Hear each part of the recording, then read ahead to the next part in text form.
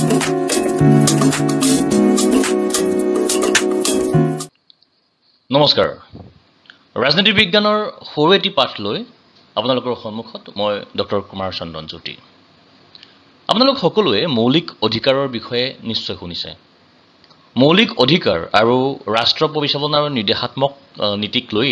আজিৰ এই পাঠটো প্ৰস্তুত কৰিছো এই পাঠটি স্নাতক ষান্মাসিক প্ৰথম আৰু দ্বিতীয় ষান্মাসিকৰ বাবে খুবেই ইম্পৰ্টেন্ট আহক এই পাঠটোৰ অধ্যয়নৰ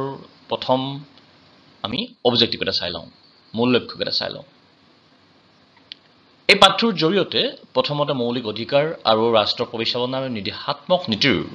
যেটো ধাৰণা হেতু আপোনালোকক বুজাবলৈ চেষ্টা কৰা হৈছে দ্বিতীয়তে স্বাধীনতা সমতা আৰু সামাজিক ন্যায়ৰ ক্ষেত্ৰত মৌলিক অধিকাৰ আৰু ৰাষ্ট্ৰ পৰিচালনা আৰু নিৰ্দেশাত্মক নীতিৰ কি ভূমিকা আছে হেয়া আলোচনা কৰা হ'ব 3 নম্বৰতে এই দুইটাৰ যিবিলাক সাংবিধানিক ব্যৱস্থা আছে সেইখিনি আমি আলোচনা কৰিম পাঠটিৰ শেষত আপোনালোকে মৌলিক অধিকাৰ আৰু ৰাষ্ট্ৰ পৰিচালনা আৰু নিৰ্দেশাত্মক নীতি ডিফাইন কৰাৰ লগতে শ্ৰেণী বিভাজন কৰিব পাৰিব এই দুইটাৰ পাৰ্থক্যসমূহ বিচাৰি উলিয়াব পাৰিব আৰু সাংবিধানিক ব্যৱস্থাসমূহ আওৰাব পাৰিব এতিয়া থৰতে আমি মৌলিক অধিকাৰনো কি হেতু জানি লওঁ আচলতে মৌলিক অধিকাৰসমূহ হ'ল সুস্থ জীৱন যাপনৰ কাৰণে কিছুমান শৰ্তাৱলী যিবোৰ অবিহনে এজন ব্যক্তিৰ বা নাগৰিকৰ সম্পূৰ্ণ বিকাশ সম্ভৱ নহয় মানুহৰ ব্যক্তিত্বৰ বিকাশৰ বাবে এই অধিকাৰসমূহ অতিব প্ৰয়োজনীয় বাবে এই অধিকাৰসমূহক মৌলিক অধিকাৰ বুলি কোৱা হৈছে ভাৰতবৰ্ষৰ সংবিধানখন আপোনালোকে জানেই ভাৰতবৰ্ষৰ সংবিধানখন বিশ্বৰ আটাইতকৈ দীঘল আৰু ডাঙৰ সংবিধান এইখন সংবিধানৰে তৃতীয় অংশত এই মৌলিক অধিকাৰসমূহৰ বিষয়ে লিখা আছে অনুচ্ছেদ 12 পৰা 35 লৈকে এই মৌলিক অধিকাৰসমূহ লিপিবদ্ধ হৈ আছে আৰু আমাৰ জীৱনৰ বাবে কৈছো ইতিমধ্যে আমাৰ জীৱনৰ বাবে এই অধিকাৰসমূহ অতিকৈ গুৰুত্বপূৰ্ণ এই অধিকাৰসমূহে কেইটামান নিশ্চয়তা আমাক প্ৰদান কৰে ইয়াৰ ভিতৰত আছে আমাৰ সমতাৰ নিশ্চয়তা আমাৰ ফ্ৰীডম অফ স্পীচ বক্তব্যৰ স্বাধীনতা ফ্ৰীডম অফ ৰিলিজিয়ন ধৰ্মৰ স্বাধীনতা আৰু শিক্ষাৰ স্বাধীনতা 3 নম্বৰতে এই অধিকাৰসমূহ আদালতত বিচাৰযোগ্য অৰ্থাৎ যদিহে কিবা কাৰণত আপোনাৰ অধিকাৰসমূহ ভংগ হয় তেনেহলে তাৰ পৰিত্ৰাণ বিচাৰি আপুনি ন্যায়ালয়ত যাব পাৰে 4 নম্বৰতে মৌলিক অধিকাৰসমূহ ৰাষ্ট্ৰৰ যিটো স্বেচ্ছাচাৰী ব্যৱস্থা এই ৰাষ্ট্ৰৰ স্বেচ্ছাচাৰী ব্যৱস্থাৰ প্ৰতিকাৰ হিচাপে মৌলিক অধিকাৰসমূহে কাম কৰে এতিয়া মৌলিক অধিকাৰসমূহে আমাৰ জীৱনতনো কেনেকৈ কাম কৰে এই কথাখিনি খুব জনাটো প্ৰয়োজনীয় কাৰণ আমাৰ ছাত্ৰ-ছাত্ৰীসকলৰ অভিজ্ঞতা কম হয়তো জীৱনত এতিয়ালৈকে অধিকাৰৰ সংজ্ঞাটো তেওঁলোকে বুজি পোৱা হোৱা নাই গতিকে কিছুমান সৰু সৰু এক্সাম্পল দি মই আমাৰ ব্যক্তিগত জীৱনত মৌলিক অধিকাৰসমূহে কাম কৰে তাক দেখুৱাব বিচাৰিছো প্ৰথম এক্সাম্পলটো চাই লওক if a woman is denied a job only because she belongs to a particular caste she can approach the court under article 15 which prohibits discrimination based on caste gender or religion এজনী মহিলাই যদি কোনোবা এটা চাকৰিৰ কাৰণে apply কৰে আৰু যদি মহিলাজনী যিকোনো এটা জাতিৰ অন্তৰ্গত হয় বা অন্তৰ্ভুক্ত হয় এসসি এসটি দলিত তেও যিয়েই নহওক কিয় তেও কোনেও চাকৰিটোৰ পৰা বঞ্চিত এপ্লাই কৰাৰ পৰা বঞ্চিত কৰিব নোৱাৰে তেও যি জাতিৰ নহওক যি ধৰ্ম নহওক যি লিংগৰে নহওক তেও মহিলা হওক তেও তৃতীয় লিংগৰ হওক তেও কোনেও কতো না কৰিব নোৱাৰে এই ক্ষেত্ৰত সুপ্ৰিম কোৰ্টৰ এটা জাজমেন্ট আছে Navtej Singh Johar versus union of India 2018 ৰ জাজমেন্ট যদি আমি সবেই জানো হোমোসেক্সুৱেলিটিক ডিক্ৰিমিনেলাইজ কৰা হৈছিল বিকজ হোমোসেক্সুৱেলিটিক আগতে ক্ৰিমিনেলাইজ কৰা হৈছিল আৰু সেই ক্ৰিমিনেলাইজেশনে LGBTQ+ কমিউনিটিটোৰ মৌলিক অধিকাৰ খৰ্ব কৰিছিল এইবাৰ আমি ৰিয়েল লাইফ এক্সাম্পল 2 নম্বৰটো চাই লওঁ ধৰা হওক আমাৰ কলেজতে কোনোবা এজন ষ্টুডেণ্টে এটা ডিবেট ক্লাব খুলিলে আৰু পৰিৱেশ সুৰক্ষাৰ বাবে তেওঁ এটা ৰেলী উলিয়ালে এতিয়া কলেজখনত তেওঁ ৰেলী উলিয়াব পাৰিব নে নোৱাৰিব বা তেওঁ এটা ডিবেট ক্লাব খুলিব পাৰিব নে নোৱাৰিব এই সকলোখিনি কামে তেওঁ কৰিব পাৰিব because this right is protected under Article 19, freedom of speech and expression, assembly and association. Another Supreme Court case is in Shreya Singhal versus Union of India 2015. Yet আমি সকলোৱে জানো IT Actor Section 66A2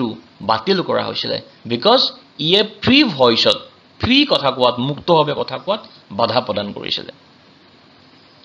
3 নম্বৰতে if a child is found working in a roadside dhaba যদি কোনোবা এজন 14 বছৰৰ তলৰ শিশুৱে roadside dhabat বা এটা বিপদজনক ফ্যাক্টৰীত কাম কৰে তেতিয়া হলে তেওঁক যিয়ে কামত লগাব সেই মালিক পক্ষক ভাৰতীয় সংবিধান মতে মালিক পক্ষ দোষণীয় হ'ব আৰু তাৰ কাৰণে শাস্তিৰ ব্যৱস্থাও আছে যাতে শিশুসকলক বিপদজনক কামত নলগাও তাৰে কাৰণে এই আৰ্টিকল অনুচ্ছেদ 24 টো বনোৱা হৈছিল আপোনালোক সকলোৱে জানে বচপন বচাও আন্দোলন এটা এনজিও আছে এই এনজিওটোৱে লাখ লাখ শিশুক উদ্ধাৰ কৰিছে এই অনুচ্ছেদটোৰ অধীনতে গতিকে চাওকচোন আমাৰ জীৱনত কিমান প্ৰয়োজনীয় ইয়াৰ ওপৰত বহুত কথা আছে ধৰক আপুনি ৰাস্তাৰে যাবনে নাই আপুনি ৰাস্তাৰে যাওতে বাও পিনেৰে কিয় যায় আপুনি কিয় ৰাস্তাৰে অকা বেগাকে সাইকেল চলাব নোৱাৰে এইবিলাক বা আপুনি ৰাস্তা কেনেকৈ যাব এই সকলোবিলাক মৌলিক অধিকাৰৰ ভিতৰতে পৰে এতিয়া হক আমি চাই লওঁ যে মৌলিক অধিকাৰসমূহৰ বৈশিষ্ট্যসমূহ কি কি মৌলিক অধিকাৰসমূহ গণতন্ত্ৰৰ স্তম্ভ বুলি কোৱা হৈছে pillar of democracy So fundamental rights are instrumental in promoting political democracy and upholding individual dignity. ব্যক্তিগত স্বাধীনতা আৰু ৰাজনৈতিক গণতন্ত্ৰ ৰক্ষাৰ ক্ষেত্ৰত মৌলিক অধিকাৰসমূহৰ গুৰুত্বপূৰ্ণ ভূমিকা আছে। দ্বিতীয়তে মৌলিক অধিকাৰসমূহ সংবিধানৰ দ্বাৰা সুৰক্ষিত হৈ আছে। যিয়ে চৰকাৰে নাহক কিয় মৌলিক অধিকাৰসমূহ তাৰ পৰা গুচাই দিব সংবিধানৰ পৰা গুচাব নোৱাৰে। ই সংবিধানৰ বেসিক স্ট্ৰাকচাৰৰ অন্তৰ্ভুক্ত but they are not sacrosanct permanent or absolute কিন্তু মৌলিক অধিকাৰসমূহ স্থায়ী বুলি ক'ব পৰা নাযায় বিশেষ বিশেষ পৰিস্থিতিত আপুনি মৌলিক অধিকাৰসমূহ উপভোগ কৰিব নোৱাৰিবও পাৰে 4 নম্বৰতে কৈছে rights are justiciable অৰ্থাৎ এই অধিকাৰসমূহ ন্যায়ালয়ত বিচাৰযোগ্য যদিহে আপুনি অনুভৱ কৰে যে আপোনাৰ মৌলিক অধিকাৰ খৰ্ব হৈছে তেনেহলে ভাৰতীয় সংবিধান অনুসৰি আপুনি ৰাজ্যসমূহৰ উচ্চ ন্যায়ালয় আৰু উচ্চতম ন্যায়ালয়ত ডাইৰেক্টলি এপিল কৰিব পাৰে বা ৰিট এপ্লিকেশন দাখিল কৰিব পাৰে আপোনালোকে সাকে জানে হেবাস কৰ্পাছ মেন্ডামাস কিউৰেন্টো সাৰ্টেবিয়ই এইকেইটাৰ ৰিটছৰ জৰিয়তে আপুনি যিকোনো ন্যায়ালয়ত মৌলিক অধিকাৰ যদি খৰ্ব হয় তাৰ বিপৰীতে আপুনি আবেদন দাখিল কৰিব পাৰে সাসপেনশন অফ ৰাইট নেক্সট হল সাসপেনশন অফ ৰাইটস অৰ্থাৎ কেতিয়াবা এই অধিকাৰসমূহ সাসপেন্ড কৰা হয় এক্সাম্পল ভাৰতবৰ্ষই যেতিয়া জৰুৰীকালীন অৱস্থাত পৰিব বা জৰুৰীকালীন অৱস্থা ৰাষ্ট্ৰপতিয়ে ঘোষণা কৰিব তেতিয়া আৰ্টিকল 20 আৰু 21 অনুচ্ছেদ 20 আৰু 21 ৰ বাহিৰে আটাইকেইটা অধিকাৰ সাসপেন্ড কৰা হয় Next, restriction of laws. যে যদিওবা প্ৰত্যেকজন ব্যক্তিকে অধিকাৰসমূহ উপভোগ কৰিবলৈ দিয়া হৈছে কিন্তু প্ৰত্যেকটা অধিকাৰতে ৰিজনেবল ৰেষ্ট্ৰিকশন আছে এক্সাম্পল আপোনাক কথা কোৱাৰ অধিকাৰ দিয়া হৈছে ইয়াৰ মিনিং এটো নহয় আপুনি যাকে যি ইচ্ছা হেতুৱে ক'ব আপোনাক ৰাইট টু মুভমেন্ট দিয়া হৈছে ভাৰতবৰ্ষৰ যিকোনো জায়গাত আপুনি যাব পাৰিব কিন্তু আপুনি অৰুণাচল মণিপুৰ এইবিলাকত যাওতে ইনাৰ লাইন পাৰমিট ব্যৱস্থাটো মানিব লাগিব ইয়াৰ উপৰিও বিভিন্ন এনেকুৱা ৰেষ্ট্ৰিকশন আছে যাতে এজনে অধিকাৰসমূহ ভোগ কৰোতে আনবিলাকৰ কোনো সমস্যা নহয় গতিকে এখিনি বুজি পাইছেনে ৰেষ্ট্ৰিকশন অফ লজ টো খুবেই ইম্পৰ্টেন্ট আমি জানিব লাগিব যে অধিকাৰ ভোগ কৰাৰ সময়ত যিসমূহ ৰেষ্ট্ৰিকশন আছে সেইবিলাকো মানি চলাটো খুবেই প্ৰয়োজনীয় Next, মৌলিক অধিকাৰসমূহ কি আছে ভাৰতবৰ্ষৰ সংবিধানখন বনাওতে মৌলিক অধিকাৰ 7টা অন্তৰ্ভুক্ত কৰা হৈছিল বাট 1978 চনৰ 46 সংখ্যক সংশোধনৰ জৰিয়তে সম্পত্তিৰ অধিকাৰটোক মৌলিক অধিকাৰৰ পৰা কৰ্তন কৰা হয় আৰু তাক আইনী অধিকাৰ হিচাপে স্বীকৃতি দিয়া হয় ভাৰতীয় সংবিধানৰ অনুচ্ছেদ 370 অন্তৰ্ভুক্ত কৰা হয় গতিকে তেতিয়াৰ পৰা মৌলিক অধিকাৰ 6টা প্ৰথমটো হৈছে ৰাইট টু ইকুৱেলিটি অনুচ্ছেদ 14 পৰা 18 লৈকে এই অধিকাৰসমূহ বৰ্ণিত হৈ আছে যাক নেকি সমতাৰ অধিকাৰ বুলি কোৱা হয় অৰ্থাৎ আইনৰ দৃষ্টিত সকলো সমান এইটোৱে 14 পৰা 18 লৈকে বৰ্ণিত হৈ আছে পিছত আমি বিশদভাৱে ইয়াক ষ্টাডি কৰিব চেষ্টা কৰিম এতিয়া আমি সদ্যহতে আৰ্টিকল কেইটা জানি লওঁ আৰ্টিকল 14 ত আছে ৰাইট টু ইকুৱেলিটি আমি গমেই পালো আৰ্টিকল 15 ত আছে প্ৰহিবিশ্যন অফ ডিসক্ৰিমিনেশ্যন 16 ত আছে কেনেকৈ আমি এমপ্লয়মেণ্টৰ ক্ষেত্ৰত পাব্লিক এমপ্লয়মেণ্টৰ ক্ষেত্ৰত সকলো সুবিধা পোৱা উচিত এছচি এছটি গুৰুত্ব দিব লাগে এইটো লিখা আছে আৰ্টিকল 70 ত এবলিশ্যন অফ আনটাচেবিলিটি লিখা আছে আৰু আৰ্টিকল 18 ত টাইটেলছৰ কথা লিখা আছে কি আমি টাইটেলছ দিম মানুহক বা কি টাইটেলছ দিব নোৱাৰিম হেতু কথা লিখা আছে এতিয়া আমি আৰু ৰায় বাহাদুৰ টাইটেলটো দিব নোৱাৰো কিয় দিব নোৱাৰো আৰ্টিকল 18 ত ধুনিয়াকৈ লিখা থাকিব আমি এইখিনি পিছত বিশদভাৱে ষ্টাডি কৰিম নেক্সট আছে ৰাইট টু ফ্ৰীডম অনুচ্ছেদ 19 ৰ পৰা 20 লৈকে ৰাইট টু ফ্ৰীডম সমূহ লিপিবদ্ধ হৈ আছে য'ত নেকি right to freedom of expression right to freedom of assembly, right to freedom of association, right to freedom of movement, right to freedom of reside আৰু আপুনি যিকোনো ব্যৱসায় বিজনেছ কৰিব পাৰে এইকেইটা কথা ৰাইট টু ফ্ৰীডমত লিপিবদ্ধ হৈ আছে this is a right next to whole right against exploitation article 20 to 24 য'ত নেকি হিউম্যান ট্ৰাফিকিং বা জোৰ জবৰদস্তি শ্ৰমিকক লগোৱা বা শিশু শ্ৰমিক এইবিলাক বাধা দিয়া হৈছে Next, right to religion. Article 25 পৰা 28 লৈকে ধৰ্মীয় স্বাধীনতাৰ অধিকাৰ দিয়া হৈছে কাৰণ ভাৰত এখন ধৰ্মনিৰপেক্ষ দেশ ভাৰতে কোনো এটা ধৰ্মকে নিজৰ ন্যাশনাল ৰিলিজিয়ন বুলি ডিক্লেয়াৰ কৰা নাই গতিকে প্ৰত্যেকজন মানুহে যিকোনো নিজৰ ইচ্ছামতে ধৰ্ম প্ৰফেছ প্ৰেক্টিছ এণ্ড প্ৰপাগেট কৰিব পাৰে Next আছে কালচাৰেল এণ্ড এডুকেশ্যনেল ৰাইট যিটো নেকি অনুচ্ছেদ 29 ৰ পৰা 30 লৈকে লিপিবদ্ধ হৈ আছে ইয়াতে সংখ্যালঘুসকলৰ ভাষা সংস্কৃতি সংৰক্ষণ কৰাৰ কথা কোৱা হৈছে নেক্সট কনষ্টিটিউচনেল ৰেমেডিজ সাংবিধানিক প্ৰতিকাৰ যদি কোনোবা এজনে ফিল কৰে যে মোৰ ফান্ডামেন্টাল ৰাইট হাৰ্ম হৈছে বা ফান্ডামেন্টাল ৰাইট মই পোৱা নাই তেতিয়াহলে তেওঁ আৰ্টিকল 32 অধীনত ভাৰতবৰ্ষৰ সুপ্ৰিম কোৰ্ট বা ৰাজ্যসমূহৰ উচ্চ ন্যায়ালয়ত আবেদন কৰিব পাৰে এইখিনি হৈছে থুলমূলকে ফান্ডামেন্টাল ৰাইট ফান্ডামেন্টাল মৌলিক অধিকাৰসমূহ এতিয়া directive principle of state policy লৈ যোৱাৰ আগতে আমি দুটা কথা কৈ লওঁ যে এই মৌলিক অধিকাৰসমূহ যদিওবা আমাক ভাৰতবৰ্ষই উপভোগ কৰিবলৈ দিছে আমি আগত কোৱা ধৰণে ৰিজনেবল ৰেষ্ট্ৰিকশন এই কথাটো মানি চলিব লাগিব আৰু হেমতে আমি অধিকাৰসমূহ ভোগ কৰিব লাগিব এতিয়া আমি আহোঁ ৰাষ্ট্ৰ পৰিচালনা আৰু নিৰ্দেশাত্মক নীতি বা directive principle of state policy লৈকে যাক নেকি শৰ্টত আমি ডিপিএছপি বুলি কওঁ এতিয়া ডিপিএছপি নো কি এই নিৰ্দেশাত্মক নীতিসমূহ আচলতে হল ৰাষ্ট্ৰৰ প্ৰতি কিছু চৰ্তাৱলী য'ত নেকি ৰাষ্ট্ৰসমূহে সামূহিক কল্যাণৰ কাৰণে চিন্তা কৰিবলগীয়া হয় আৰু ৰাষ্ট্ৰখনে যিকোনো নিয়ম বা আইন বনাওঁতে এই নীতিসমূহ মানি চলাটো প্ৰয়োজনীয় এতিয়া ভাৰতীয় সংবিধানৰ ক'ত লিখা আছে ডিপিএছপি বিষয়ে ভাৰতীয় সংবিধানৰ পাৰ্ট 4 অংশ 4 অনুচ্ছেদ 36 ৰ পৰা 51 লৈকে এইখিনি কথা লিখা আছে ভাৰতবৰ্ষই আয়াৰলেণ্ডৰ সংবিধানৰ পৰা এই directive principle of state policy সমূহ ধাৰ কৰি আনিছিলে সেইকাৰণে ভাৰতবৰ্ষক এখন বৰড কনষ্টিটিউচন বুলি কোৱা হয় যেনেকৈ মৌলিক অধিকাৰসমূহ আমেৰিকাৰ পৰা ধাৰ কৰি আনিছিলে এই ডিপিএছপিটো আয়াৰলেণ্ডৰ পৰা ধাৰ কৰি আনিছিলে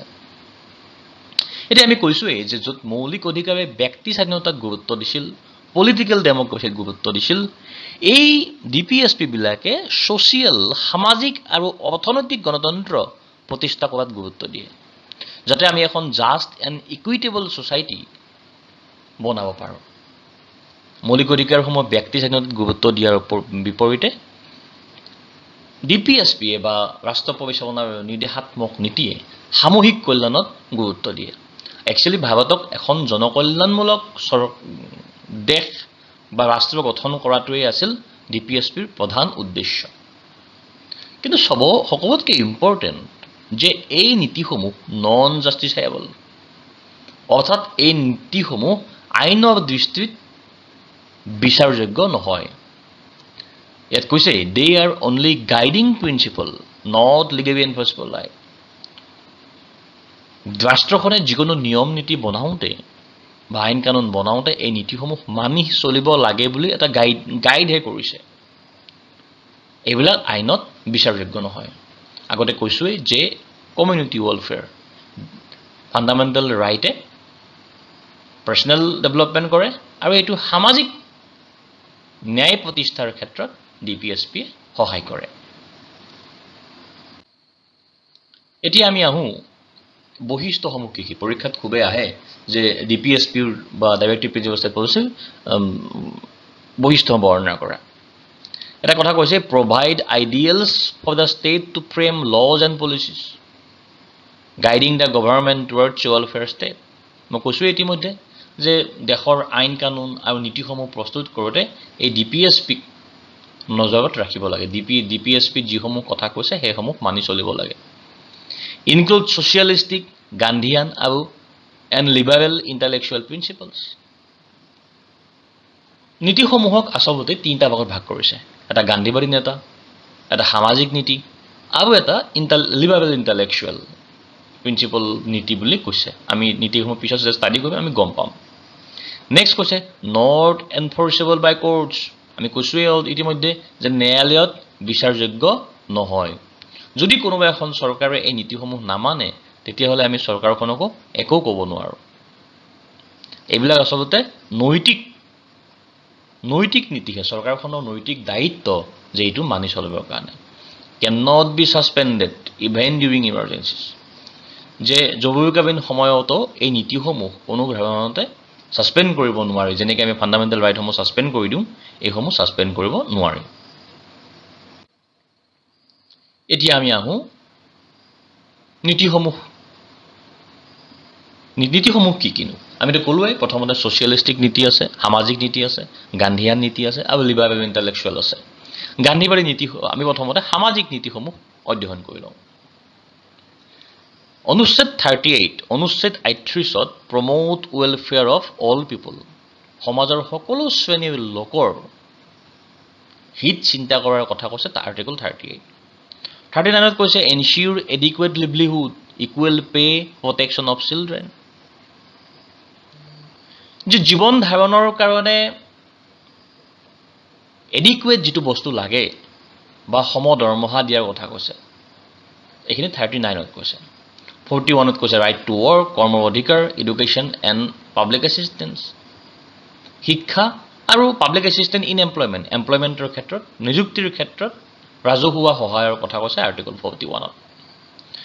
অনুচ্ছেদ 42ত কি কৈছে জাষ্ট এণ্ড হিউমেনে ৱৰ্কিং কণ্ডিশ্যন শ্ৰমিকে যাতে এটা সুস্বাস্থ্যৱান পৰিৱেশত কাম কৰিব পাৰে তাৰ ব্যৱস্থা কৰাৰ কথা কৈছে article 43 living wages for worker যে এজন মানুহক চলিবলৈ যিখিনি টকা লাগে সেইখিনি টকা যাতে মাননি হিচাপে পায় সেইটো শ্ৰমিকসকলে পায় সেইটো ব্যৱস্থা কৰিব পাৰিছে article 47 raise nutrition and standard of living জীৱন ধাৰণৰ মানদণ্ড বা জীৱন নিৰ্বাহৰ মানদণ্ড উচ্চ পৰ্যায়ৰ কৰাৰ কথা কৈছে ছ'চিয়েলিষ্টিক প্ৰিন্সিপলত নেক্সট গান্ধীয়ান প্ৰিন্সিপল মানে কি যে মহাত্মা গান্ধীৰ যি লক্ষ্য আৰু উদ্দেশ্য আছিল তাক আপলিফমেণ্ট কৰাৰ কথা এই গান্ধীয়ান প্ৰিন্সিপলৰ জৰিয়তে কোৱা হৈছে যেনে মহাত্মা গান্ধীৰ এটা ইচ্ছা আছিল গোটেই ভাৰতবৰ্ষতে পঞ্চায়ত ৰাজৰ ব্যৱস্থা কৰা সেয়েহে আৰ্টিকল 40 কৈছে organisation of the village panchayat আৰু সেইমতে পঞ্চায়তৰ কামবিলাক বনাইছেও পঞ্চায়ত বনোৱাও হৈছে শেহতীয়াভাৱে অসমত পঞ্চায়ত নিৰ্বাচন হৈ গৈছে article 43 promotion of the cottage industries অৰ্থাৎ কুটিৰ শিল্পৰ প্ৰমোট কৰাৰ কথা কোৱা হৈছে article 46 educational and economic interest of SCs and weaker sections SC ST আৰু দুৰ্বলীসকলৰ শৈক্ষিক আৰু অৰ্থনৈতিক তেওঁলোকৰ যিটো ইচ্ছা সেইটো যাতে ফলৱতী হয় সেইটো কৰাৰ চিন্তা চৰ্চা কৰাৰ কথা কৈছিলে article 47 prohibition of intoxicating drinks and drugs মাদক দ্ৰব্য নিবাৰণৰ কথা কৈছিলে আৰ্টিকল 47ত article 48 organisation of the agriculture and animal husbandry কৃষি আৰু পশুপালনৰ ব্যৱস্থা সঠিকভাৱে কৰাৰ কথা কৈছিলে গান্ধীয়ান প্ৰিন্সিপল লাষ্টটো চাইছোঁ আমি লিবাৰেল এণ্ড ইণ্টেলেকচুৱেল প্ৰিন্সিপলছ খুবেই ইম্পৰ্টেণ্ট আৰ্টিকল 44ত আছে ইউনিফৰ্ম চিভিল কোড যেটো নেকি এতিয়ালৈকে ভাৰতবৰ্ষত হোৱা নাই যোৱা কেইদিনত অসমৰ মুখ্যমন্ত্ৰী হিমন্ত বিশ্ব শৰ্মায়ো দেৱেও এই ইউনিফৰ্ম চিভিল কোড গোটেই ভাৰতবৰ্ষতে বলবৎ কৰাৰ কথা চিন্তা চৰ্চা কৰিছিলে আৰু এইটো অতি সোনকালে হোৱাটো প্ৰয়োজনীয় article 45 early childhood care and education article 48 protection of environment and wildlife পৰিৱেশ সুৰক্ষাৰ কথা কৈছিলে আৰ্টিকল 48ত 50th কৈছিল separation of judiciary from the executive অৰ্থাৎ ন্যায়ালয়ক কাৰ্যমণ্ডলৰ পৰা পৃথকীকৰণ কৰাৰ কথা কৈছিলে এই আৰ্টিকলটো 51 promote international peace and security আন্তঃৰাষ্ট্ৰীয় শান্তি আৰু নিৰাপত্তাক প্ৰমোট কৰাৰ কথা এই আৰ্টিকলটোত কোৱা হৈছিলে অৰ্থাৎ আমি গম পালো যে সমাজখনৰ সামাজিক আৰু অৰ্থনৈতিক উন্নতি হ'বলৈ হলে এই আটাইকেইটা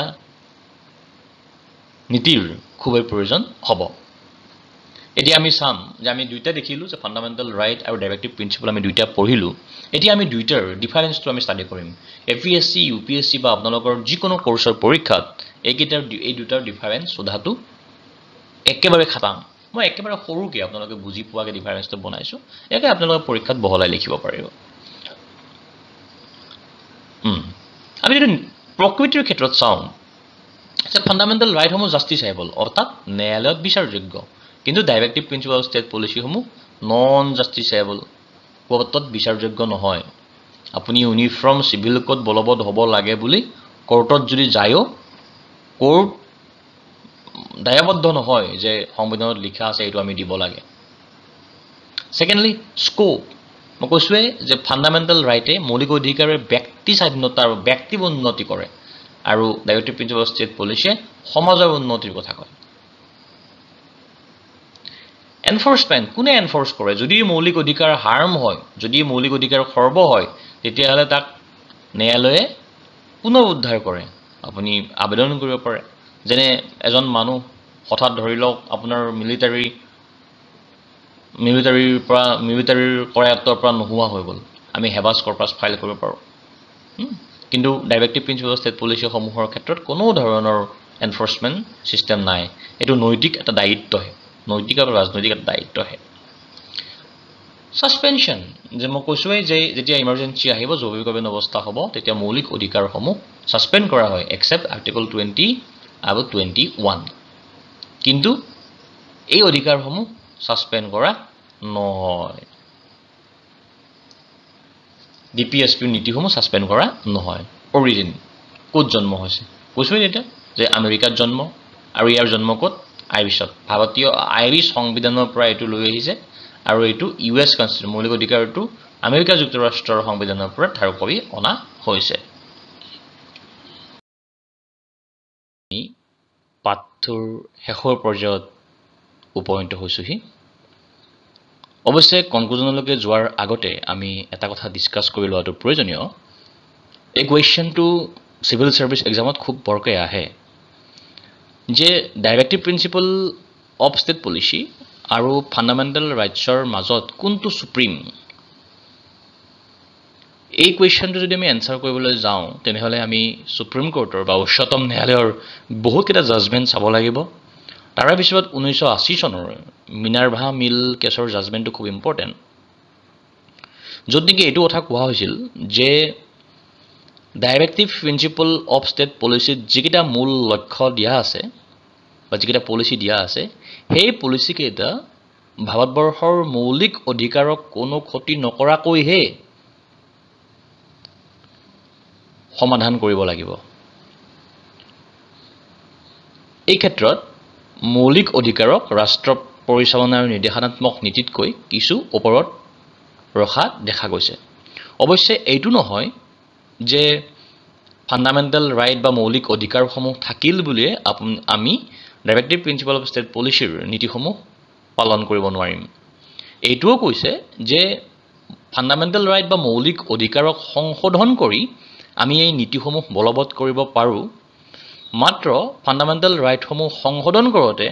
সংবিধানৰ যিটো মূল কাঠামো বা বেছিক ষ্ট্ৰাকচাৰ সেইটো কোনো কাৰণতে ক্ষতিগ্ৰস্ত হ'ব নালাগিব। এইটো খুবেই ইম্পৰ্টেণ্ট কুৱেশ্যন। মই আগতেই কৈছোঁ যে চিভিল ছাৰ্ভিচ এক্সাম বা কম্পিটিটিভ এক্সামত মেইনছৰ পৰীক্ষাত এই কুৱেশ্যনটো আহে। এতিয়া আমি শেষৰ পিনে যদি ডিছকাশ্যন কৰোঁ আমি এইটো দেখিম যে fundamental rights and directive principles of state policy এই দুয়োটাই ভাৰতীয় সংবিধানৰ দুটা স্তম্ভ।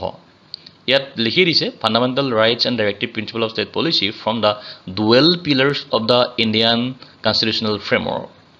While fundamental rights ensure individual liberties and justice through the enforceability, because fundamental rights are enforceable,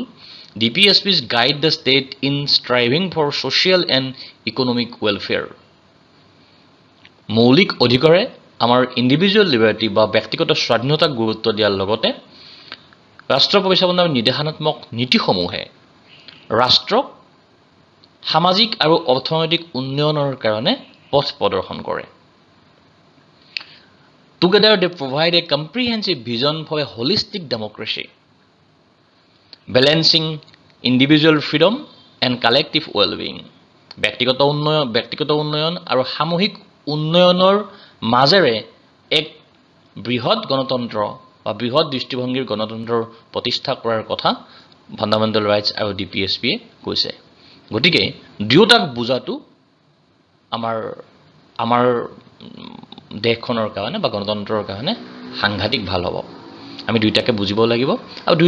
দুইটাৰে আমি কেনেকৈ এখন দেশ নিৰ্মাণত ব্যৱহাৰ কৰিব পাৰোঁ সেইটো চাব লাগিব। ধন্যবাদ। এইখিনি মই কৈ থওঁ যে এই শ্লাইডৰ PDF টো আপোনালোকে ডিছক্ৰিপশ্যনত পাব আৰু ডিছক্ৰিপশ্যনতে আমি এই প্ৰশ্ন উত্তৰসমূহ ডিছকাশ্যন কৰিম